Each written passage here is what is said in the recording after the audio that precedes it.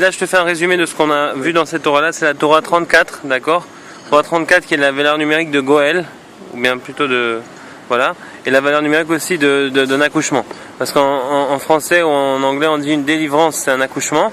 Et en hébreu, ça a aussi la même valeur numérique.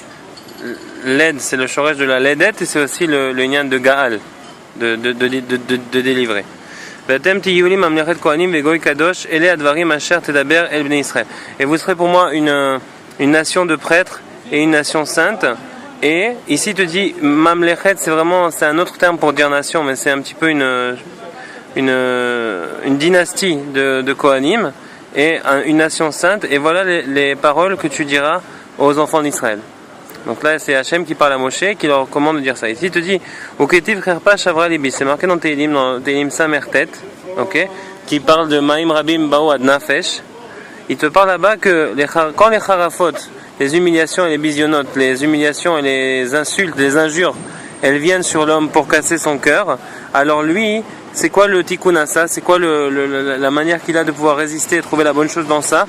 C'est en quelque sorte que il faut qu'il trouve à ce moment-là, il faut qu'il s'attache au point qui se trouve dans son cœur à ce moment-là, et par cela sera annulée l'humiliation et les injures. Maintenant, on n'a pas compris qu'est-ce que ça veut dire à 100%.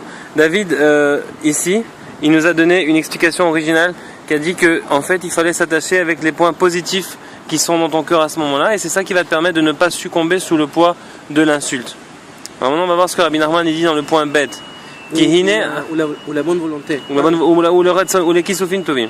ב' כי הנה הכלל שהממשלה ביד הצדיק לפעול פעולות כרצונו כמו שדרשו חז"ל, que la généralité est la règle générale que le tzaddik il peut agir et faire les actions qu'il veut selon sa volonté en tout temps, comme ils ont dit nos sages de mémoire bénie, le tzaddik il contrôle, etc.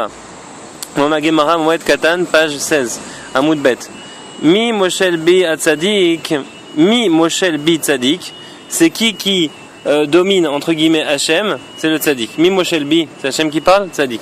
Vezeu Bechinat, et ça c'est marqué dans Bereshit chapitre 42. Ve Yosef hu Hashalit, et Yosef qui était le tzaddik, Yosef ha-tzaddik, hu Hashalit, c'est lui qui contrôlait, qui dominait entre guillemets la volonté d'Hachem.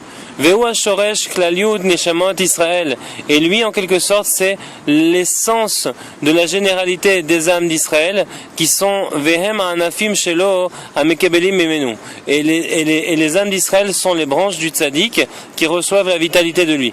Veikar ha-memshala le'air ou litorer libam, et l'essentiel de la memshala, donc de la domination, ça provient du fait de pouvoir éclairer et de pouvoir réveiller leur cœur au Ham Israël, qui sont comparés les branches du tzaddik vers Hachem Idbar. Donc en quelque sorte, l'essentiel de la domination du tzaddik, elle provient du fait qu'il est capable d'éclairer et de ramener les gens vers Hachem. Comme c'est marqué dans Devarim chapitre 33, Shema Hashem Kol Yehuda, Hashem il a entendu la voix de Yehuda, Ve'el Amo Tevienu. Et ici, et vers son peuple, il a amené. Maintenant, Ve'el Amo Tevienu, on peut voir aussi qu'il y a peut-être un rapprochement à ce moment-là de quand il dit Chazak ve'ematz ba'avodatecha nachman meuman uvaze agale lechosod vehu male vegadish mikav lekaf patz patz yudke, qui est le nom de l'ange de Rosh Hashanah du Shofar, et qui proclame la même Shala de Hachem. Et ici il te dit Shema Hashem Kol Yehuda, et on peut faire un Hekesh avec Shema Hashem Kol Shofar quand c'est marqué dans la prière, et Kol Yehuda avec le Kol Shofar qui sont liés. Et il te dit Patz Patz Yudke ou Vechizuk Avodat Tevinehu. Alors on voit ici que je pense qu'il y a un lien indirect, mais ou même direct, qu'il faudrait essayer d'élucider éventuellement dans le Pétek, la ligne qui dit Chazak ve'ematz ba'avodatecha nachman meuman uvaze agale lechasod male vegadish mikav lekaf patz patz yudke uvechizuk avoda tevineu. Ve'ma ze avoda ze tfila. Ma ze tfila ze akol shel Yehuda, parce que Yehuda, on sait que kol Yehuda c'était la tfila de Yehuda qui était très fort. Donc uvechozek avoda tevineu, quand Yehuda ou les Yehudim en général ils vont augmenter leur voix d'une manière forte, alors là tevineu.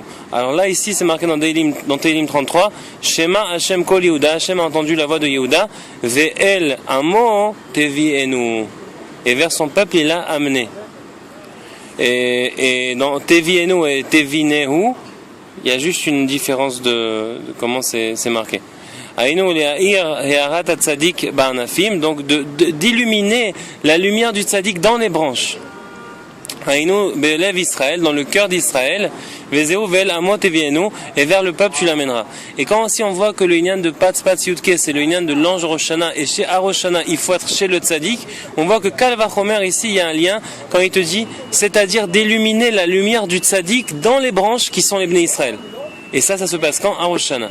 Parce que à Rosh Hashanah, toutes les branches elles sont autour du tronc. Et le tronc, c'est le tzaddik. Et à Rosh Hashanah Davka, c'est là où est-ce qu'il illumine dans tout le Ham Israël d'une manière plus proche. Donc on voit ici que Mamash, ce pachout là, il est très lié au Pétek.